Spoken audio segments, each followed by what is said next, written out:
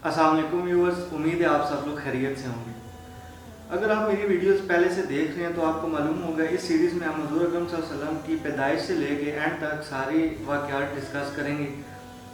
अगर आपने पहले वाली वीडियोस अभी तक नहीं देखी तो ऊपर दिए गए पॉपअप पे क्लिक करके आप वो वीडियोस देख सकते हैं।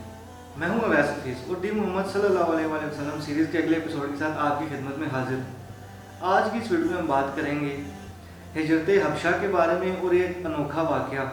जैसा कि पिछली वीडियो में हमने बात की थी कि जो भी शख्स मुसलमान हो रहा था, कुरैश उन पर तरह तरह के तशद्दुद करते और उनको सज़ा देते थे।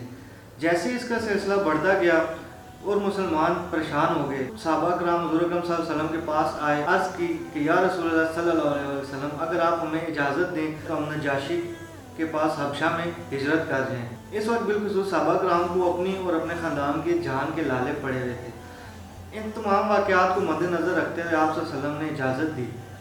सहाबा कराम को वहाँ पे जाके अमन की उम्मीद थी। इस तरह फिर 70 सहाबा कराम अपने बीवी बच्चों के साथ हबशा की तरफ हिजरत कर गए। उनमें हज़रत उस्मान बिन अफ़ान और उनकी बीवी हज़रत रुकैया बिनते रसूल सल्लल्लाहु अलैहि वसल्लम भी शामिल थे। ये वाक़या आप सल्लल्लाहु अलैहि वसल्लम को नबूवत के 5 साल बाद पेश आया।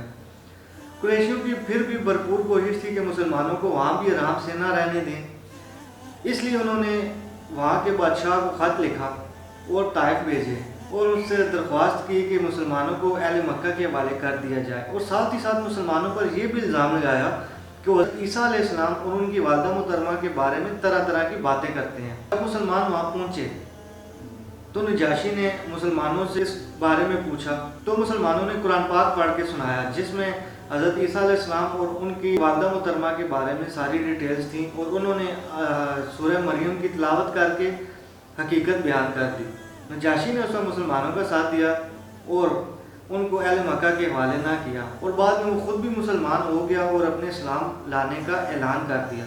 इसी साल रमज़ान मुबारक की बात है कि आप सल्लल्लाहु अलैहि वसल्लम हरम पाक में तशरीफ़ ले गए और जहाँ पे कुरैशियों का एक बहुत बड़ा मजमा था, आप सल्लल्लाहु अलैहि वसल्लम वहाँ गए और सूरह नजम की तिलावत शुरू कर दी ऊंची ऊंची।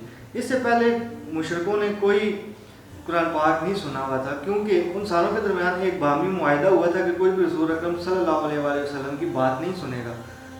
लिहाजा जब उन्होंने कुरान पाक सुना और वो तिलावत की आवाज़ उनके कानों में गई तो उन्हें और कोई आवाज़ सुनाई ना दी।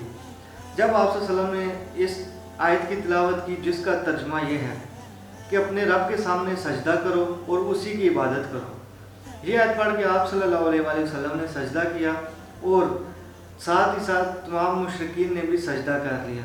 व्यूअर्स, उम्मीद है आज की वीडियो आपको पसंद आई होगी। अगर आप मेरे चैनल पे नए हैं तो मेरे चैनल को सब्सक्राइब कर लें और बेल का आइकन भी प्रेस कर लें ताकि आने वाली वीडियोस आप देख सकें।